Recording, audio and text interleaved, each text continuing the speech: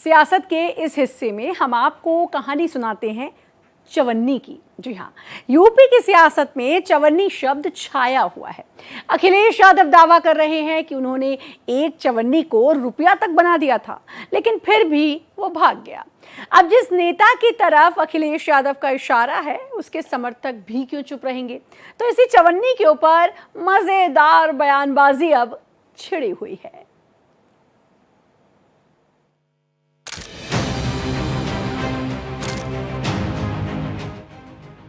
सियासत में एक से बढ़कर एक खरे और खोटे सिक्के चलते रहते हैं, लेकिन इस समय चर्चा है चवन्नी की। दरअसल समाजवादी पार्टी के मुखिया अखिलेश यादव ने पत्रकारों से बात करते हुए कह दिया, हमने तो चवन्नी को भी रुपया बना दिया, लेकिन फिर भी लोग छोड़कर चले गए। अब वैसे कहा जाए तो अखिलेश यादव ने नाम किसी का नहीं लिया, लेकिन सब जानते हैं उनका इशारा किस तरफ था, किसकी तरफ था। अखिलेश यादव का बयान सामने आते ही जिस तरह के बयान आए, उससे भी पता चल ही गया कि अखिलेश यादव ने किसकी तरफ निशाना साधा था। केंद्रीय मंत्री और राष्ट्रीय लोकदल के राष्ट्रीय अध्यक्ष जयंत चौधरी। जयंत चौधरी के समर्थकों ने इसे अपने नेता का अपमान बताकर समाजवादी पार्टी के खिलाफ जबानी जंग छेड़ दी।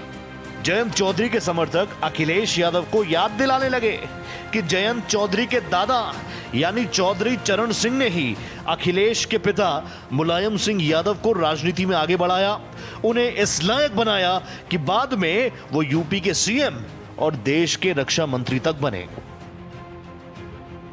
जयंत समर्थक कह रहे हैं कि जयंत चौधरी को चवन्नी कहना अखिलेश की एहसान फरामोशी है। दूसरी तरफ अखिलेश यादव के समर्थक हैं, उन्होंने भी जबानी जंग में पीछे हटना जरूरी नहीं समझा। उन्होंने याद दिलाया, समाजवादी पार्टी के दम पर राज्यसभा पहुंचे जयंत चौधरी ने ही उनके दल बदलने की संभावना के बारे में पूछे जाने पर यह कहा था कि वो कोई चवन्नी थोड़ी है जो पलट जाए।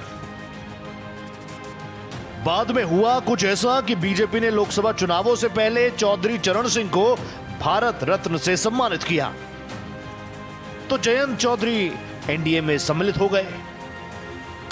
अब जयंत चौधरी का वही चवन्नी वाला बयान भूत बनकर उनका पीछा करता रहता है। समाजवादी पार्टी के लोग भी जयंत का नाम नहीं लेते, लेकिन बार बार चवन्नी चवन्नी कहकर जयंत को ताना मारते हैं। समाजवादी पार्टी के समर्थक याद दिला रहे हैं कि यूपी में बीजेपी सरकार ने ही जयंत चौधरी पर लाठीचार्ज कराया था, तब उन्होंने इसे जयंत चौधरी का अपमान क्यों नहीं माना। समाजवादी पार्टी के समर्थक चुनावी नतीजों की भी याद दिलाते हैं, कहते हैं कि चौधरी चरण सिंह की परंपरागत लोकसभा सीट बागपत पर ही उनके बेटे चौधरी अजीत सिंह तीसरे नंबर पर रहे, मुजफ्फरनगर से भी हारे। समाजवादी पार्टी के समर्थक जयंत चौधरी के जख्मों को कुरेदने में लगे और मथुरा से जयंत की हेमा मालिनी के हाथों हार का भी जिक्र करते हैं। वैसे सियासत में दल बदलना, गठबंधन बदलना कोई बड़ी बात नहीं है, ना ही कोई नई बात है। जनता दल से अलग होने के बाद जयंत चौधरी के पिता चौधरी अजीत सिंह ने भी नई पार्टी बनाई और कभी कांग्रेस के साथ गए, कभी बीजेपी के साथ रहे। जयंत भी बीजेपी के साथ रहे, अलग होकर समाजवादी पार्टी में भी रहे और फिर अलग होकर वापस बीजेपी के साथ गए, अब केंद्र में मंत्री हैं। दूसरी तरफ समाजवादी पार्टी का दर्द भी गहरा है। 2022 के विधानसभा चुनावों में अखिलेश यादव और जयंत चौधरी के बीच अच्छी घनिष्ठता नजर आई। यही वजह है गठबंधन के तहत जयंत चौधरी को 32 सीटें लड़ने के लिए दी गई, जिसमें उनके 9 विधायक जीते। इतना ही नहीं, केवल 9 विधायक होते हुए भी समाजवादी पार्टी ने अपने विधायकों के दम पर जयंत चौधरी को राज्यसभा सदस्य चुनवाया। अखिलेश को भरोसा था कि जयंत कभी उनका साथ नहीं छोड़ेंगे।